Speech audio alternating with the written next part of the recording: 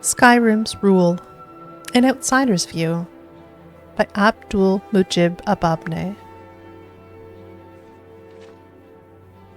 In my travels, and they have been many, I have encountered many strange peoples and cultures in many different provinces of the Empire.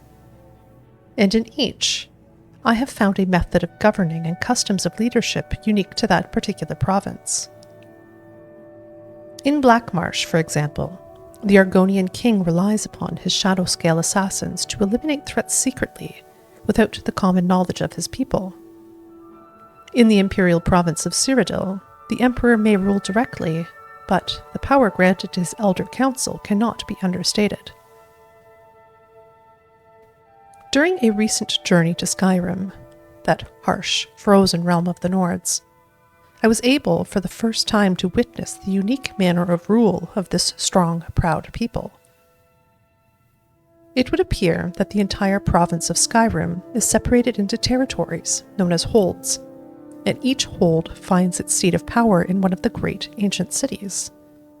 And in each of those cities, there rules that hold's king, known as a Jarl. The Jarls of Skyrim are, as a whole, a fierce sight indeed, sitting on their thrones, ready to administer justice, or send their forces out to quell some local threat, be it a pack of feral wolves or a terrifying giant that has wandered too close to a settlement. In observing these Jarls, I found each to, of course, have his or her own unique personality and leadership style. But what I perhaps did not expect, especially considering the Nord leaders' unfair reputation as barbarians or uncivilized chieftains, was the formal structure of each Jarl's court. For while that hold's leader may be the one to sit on the throne, there is also a collection of functionaries who serve very specific and important roles. The court wizard counsels the Jarl in all matters magical, and may even sell services or spells to the keep's visitors. The steward is the Jarl's primary advisor, and generally takes care of the more mundane aspects of running the keep, the city, or even the hold, depending on the situation. And woe is the fool who defies the housecarl, a personal bodyguard who rarely leaves the Jarl's side, and has pledged to sacrifice his or her own life to save that of their honored leader, if ever the need should arrive. But as mighty and influential as each individual Jarl is, Skyrim's true power comes from the strength of its High King. The High King is ruler above all, and is always one of the Jarls, selected by a body called the Moot, a specially convened council of all the Jarls, who meet with the express purpose of choosing Skyrim's High King. Or so it is, in theory. The reality, however, is that the High King swears fealty to the Emperor, and as Solitude is the city most directly influenced by imperial culture and politics, the Jarl of Solitude has served as High King for generations.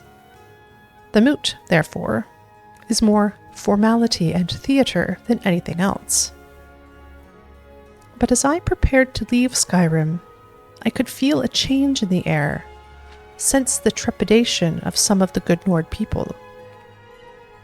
Many seemed unhappy with the Empire's continued presence in their land, and the outlawing of the worship of Talos as the ninth divine, a stipulation of the White Gold Concordat, the peace treaty between the Empire and the Aldmeri Dominion, has only strengthened that division.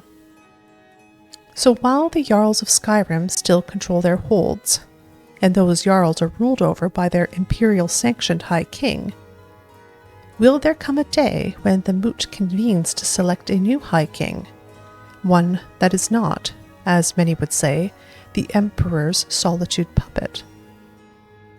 If that day comes, I will be thankful to be far away from Skyrim in my own home of Hammerfell, for such a decision could well mean civil war, and I fear that such a conflict would tear the fierce and beautiful Nord people asunder.